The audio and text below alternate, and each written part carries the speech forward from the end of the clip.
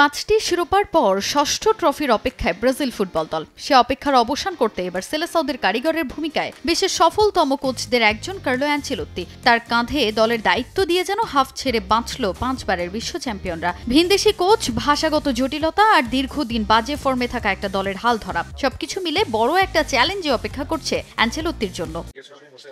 ব্রাজিলে যোগ দিয়ে একটা উৎসব মুখর সময় কাটাচ্ছেন কার্লো অ্যানচেলোত্তি। সিবিএফ ভ্রমণ, দেশটার বিখ্যাত সব ক্লাব ভ্রমণ সহ নানা ধরনের কর্মকাণ্ডে ব্যস্ত সময় পার করছেন তিনি। সঙ্গে গুছিয়ে নিচ্ছেন নিজের দলটাকেও। তবে ডাগআউট সামলাতে নামার আগেই নানা ধরনের সমালোচনার মুখে পড়তে হচ্ছে ইতালিয়ান এই অভিজ্ঞ কোচকে।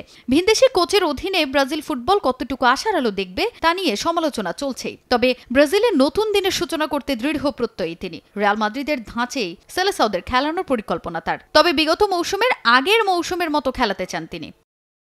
ব্রাজিলকে আমি রিয়াল মাদ্রিদের মতো খেলাতে চাই, তবে এবছরে রিয়ালের মতো নয়। গেল মৌসুমে রিয়াল যেমন খেলেছে সেভাবেই সেলেসাওদের খেলানোর পরিকল্পনা আমার। যদিও পুরো বিষয়টাই নির্ভর করছে ফুটবলারদের উপর। মাঠে তাদের স্বস্তিতে থাকতে দিতে হবে।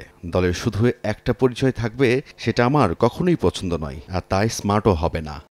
এদিকে ব্রাজিল ফুটবলে দীর্ঘদিন পর বিদেশি কোচকে দায়িত্ব দেয়ায় এবার বেশ চ্যালেঞ্জিং হতে যাচ্ছে অ্যানচেলোত্তির দায়িত্ব। এবার সে প্রশ্নেরও উত্তর দিলেন কোচ। ব্রাজিল বিশ্বের সেরা দলগুলোর একটি হওয়ায় তাদের ষষ্ঠ শিরোপা জেতানোর ব্যাপারে আত্মবিশ্বাসী ইতালিয়ান মাস্টারমাইন্ড।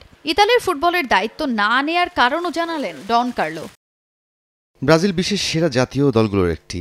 আমি বলেছি শুধু সেজন্যই নয়, তাদের জার্সিতে 5টি স্টার আছে। আমার সামনে এবার ব্রাজিলকে ষষ্ঠ শিরোপা জেতানোর চ্যালেঞ্জ।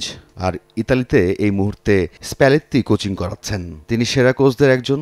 ইতালি আমাকে কখনোই জাতীয় দল দায়িত্ব নিতে ডাকেননি, তবে ব্রাজিল অনেক আগেই আমাকে দায়িত্ব নেওয়ার জন্য ডেকেছে, তাই আজ আমি এখানে। আগামী 5 জুন বিশ্বকাপ বাছাই ইকুয়েডরের বিপক্ষে ম্যাচ দিয়ে ব্রাজিলের ডাগআউট সামলানোর দায়িত্ব শুরু করবেন কার্লো অ্যানচেলোত্তি। তাজিন খন্দকার, সময় সংবাদ।